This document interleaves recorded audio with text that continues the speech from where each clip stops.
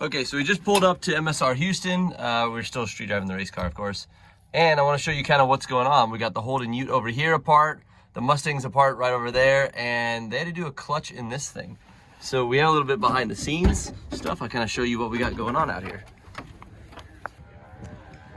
All right, so they were kind enough to let them use a lift. So what do you guys got going on in here? Nothing, just oil change. Yeah. Just an oil change. Minor oil change. This looks like a pretty extreme minor oil change. A little bit.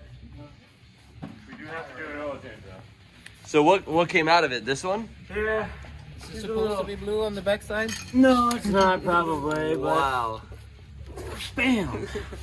That got a little warm. I got all the use out of it though. Even some of the rivet strength from the rivet, so we're good. That's pretty crazy.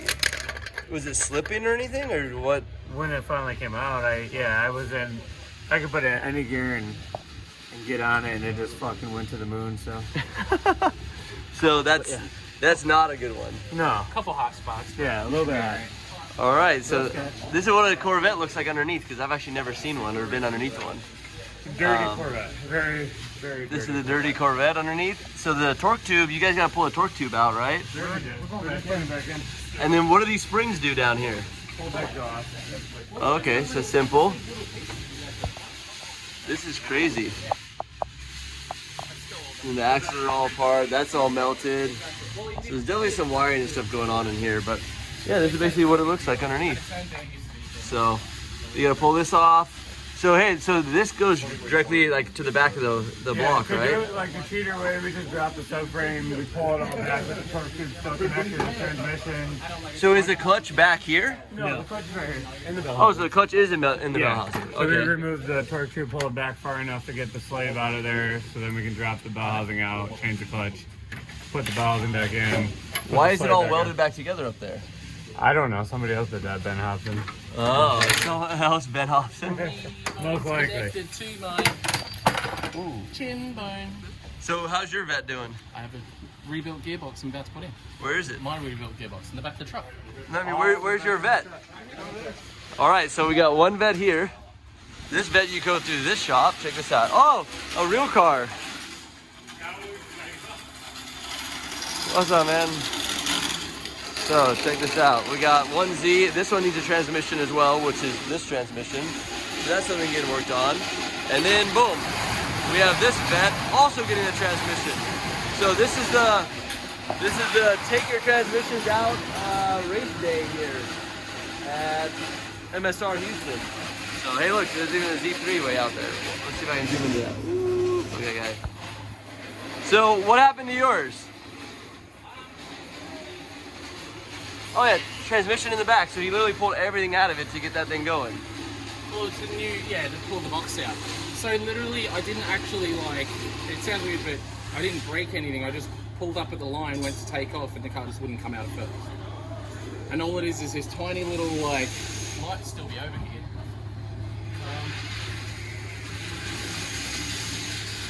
So is this the back part of it? Yeah, that's the diff. So that's a diff in a Corvette. Yeah, that's a I've diff. actually never seen a diff. Shaft goes into it, and yeah, obviously, side shafts go either side. I'll get the fuck out of your way. Alright, thanks, sir. Crazy. And my Oh. gearbox. And the gearbox is funny in the Corvette. This is all new to me as well, but obviously it's got a shaft on each side. That's a super weird looking diff.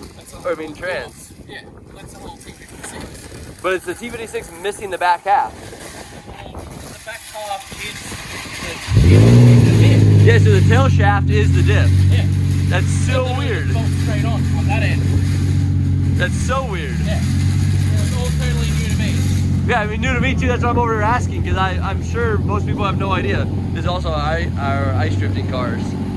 But yeah, this makes no sense. So okay, so this is the rear carrier completely then. Sorry. So that's the whole rear end actually out of the car also. So that goes in separately to this stuff. Oh, really? Yeah. So that's just normally you'd think that you put it in that and then it would go in. That's what I was thinking. No. No, this is, So all that bolts in first, bolts onto that, and then this all bolts up there. yeah. And then because this is a fuel tanks, right? Yeah. Then you just connect your brakes and away you go. So it's kind of smart race car-y, but kind of dumb at the same time. It's a truck.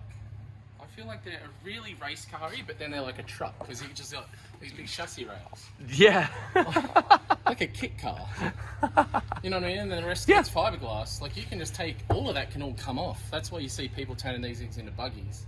Well, it makes sense. You can just take everything off. They total out easy too because the frame rails run straight up front. All the frame rails go way up front, so they total out pretty easy because the damage gets there and you can't really chop it out. Huh. I didn't know that. Yeah. But yeah, I heard that this is what happened on Aaron's car when they caught on fire and basically died. Was that thing came apart and then poured onto the headers that are the exhaust right here. And they had issues with that in the past, and that it was leaking. Yeah. Sorted properly. If you don't sort it really properly, it's a problem. Yeah. So, all right, we're gonna get out of their way. They're gonna clean up all this up, and then we have, basically all that goes in. So this guy goes in first, then that guy goes in behind it, then this goes in. Oh, they go together first. Okay, they go together first, then they go in, then they go up there. So I am 100% new to anything Corvette related, just because I don't have a Corvette and know nothing about these. But based on results, there is a Corvette in this room, a Corvette in that room, and a Corvette in the other room. So there's a couple Corvettes, like 3 Corvettes on 3 lifts, all from Drift Week. So, and I know the other Corvette, the red one just got finished, and the black Corvette, Max's Corvette, I believe had to do a diff after the first crash. So they are amazingly good drift cars, but when you break them, they're a lot of work. But anyways, we'll go back over here, check out these guys. There's some really cool cars here. This guy was drifting with us as well. It's a supercharged, some kind of Honda motor. I don't really know what's underneath it. I don't want to touch it. It's not my car, but some kind of cool Honda motor. But look at that, rocking the NRGs. Shout out to NRG. You guys have always helped us out. And yeah, this is the other one. So this guy will go back together. They're almost done. So it looks like that's how it is once it's all together. It's like pieced in here. So I feel like you need a lift to work on a Vette. I mean, I don't know much about it, and I don't even know what this is. This might be like some kind of cross member thing. It just doesn't look OEM. Oh, look, it's a git rag. Maybe there's your problem. But anyways, I think you need some axles, some different stuff, or maybe that's how it is. They actually come apart. But they got the ute out there, so the ute's out here without a car. And then this is going up because I think it needs a gearbox or a clutch or something. I can't remember what it actually needs, but they're putting stuff in that one too. And this is his old Pro 2 car. If you haven't seen Josh Robinson's Pro car, this is the Holden Ute, the famous Ute where he sits in the back seat because he's so damn tall. But look at that. He is far from the steering column. Actually, hey, you want to jump in this real fast? Here, we'll see. Come on. So I'm one of the tallest guys in all of drifting. In all of drifting, yeah. All of 6'6". The shortest guy and the tallest guy in drifting. Exactly. Makes sense. There you go. So I can actually drive almost this. reach that, and then I only need like really long heels to reach. Really long heels. Look, let's shut the door, see where he's at. We have phone books. Dude, look, from here you can't even see him. If he puts his hand, look at that. He's like in the back seat. That's how far back he is. Look at how far back he is. So that gives you You'll be chasing him, not even know someone's driving the car. yeah, he could ghost drive it if he leaves his hands low or black gloves. Yeah. Totally ghost drive it. So this is kind of all part of Drift Week. We just have fun, do random things. This guy's taking tape out of the bag. Having fun. This guy's having fun. He's taking us out for a Josh sees tape in his car. And This guy's having fun. You're tanning lots of people, man. I know. He broke one car, then broke another car. So he didn't start Drift Week with this car. He actually started Drift Week with this car. And this car is super cool. It's what is this, 2020 Mustang or something like that with a supercharger in it. Super rowdy car. Car did really well for how many laps? 8. Did really well for 8 laps, okay? It was the best 8 laps this car has ever done, he's ever seen. It's all tinted out. It looks super, super baller.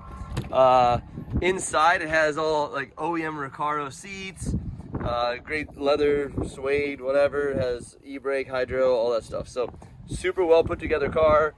Harness bars in it, so it's all nice and safe. Big angle kit. What angle kit is this one? Oh, the Fun Haver kit. So shout out to RTR and Denofa and Vaughn and all you guys. Appreciate you guys for building cool stuff. Has it on it. Did great, and then all of a sudden the rack went out.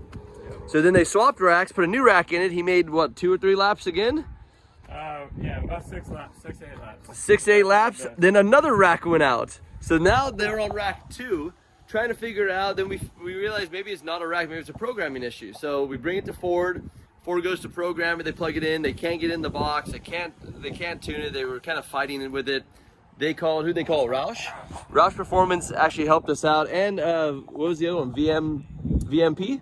No, I don't know. I think VMP has a box to help fix it, or a tune to help fix it, but we haven't got that yet. But Roush got it set up, was working for like a day and a half, then we went to get lunch and backed out and didn't have power steering again. So then we lost power steering again. So then he kind of tried to get power steering to work, and he's like, I'm going to drive it without it, who cares? And then the clutch just smoked. I mean, he was like smoking clutch down the freeway, not even hard on the car at all. So we don't know why the clutch just let go all of a sudden, but it kind of like grenaded the fibers or something. It just let go. So this car is going to stay here. He does street drive this car, so this is what he's been street driving with no clutch, smoky clutch. Needs to be working out because, man, it's, yeah. You can't even turn this thing, like to make this turn on an angle kit is really rough because it also has a solid diff.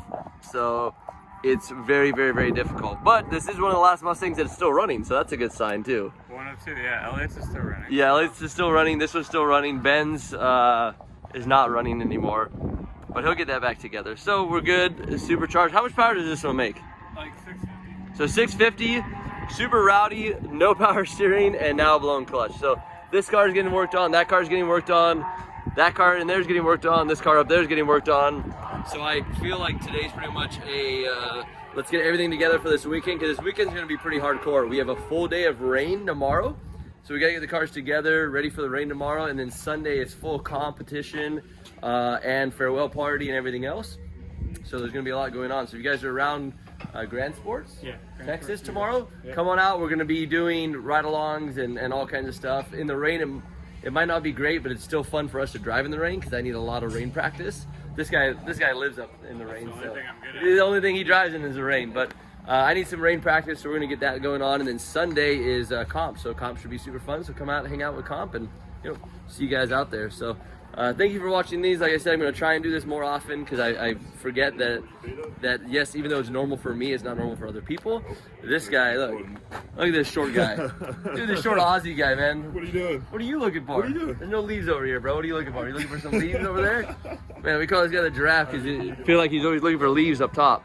But anyways, yeah, thank you for watching. Thank you for hanging out with us. We're going to be wrenching on cars all day, getting them back together, getting them ready to go. Sally is ready to go.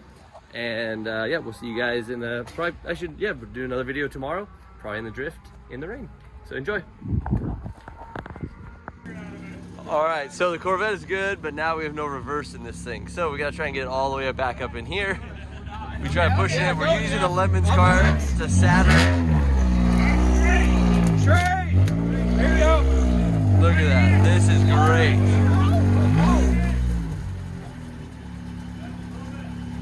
It's gonna make it. It's gonna make it up. Ready? There you go. Good pusher. You're not pushing anything. Here we go.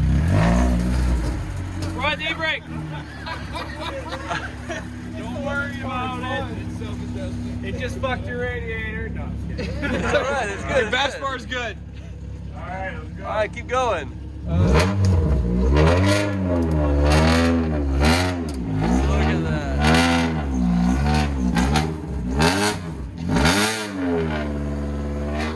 Good. A little more. A little more. It's fine. It's all good. I'm just kidding. I just want to make it. All right. Yeah, you got that stance like too, nice and low. There we go. This is the only Saturn that has metal body, partly. Look at that. So you're wondering, that's how you load a Corvette. That was about the wildest thing I've seen in a long time.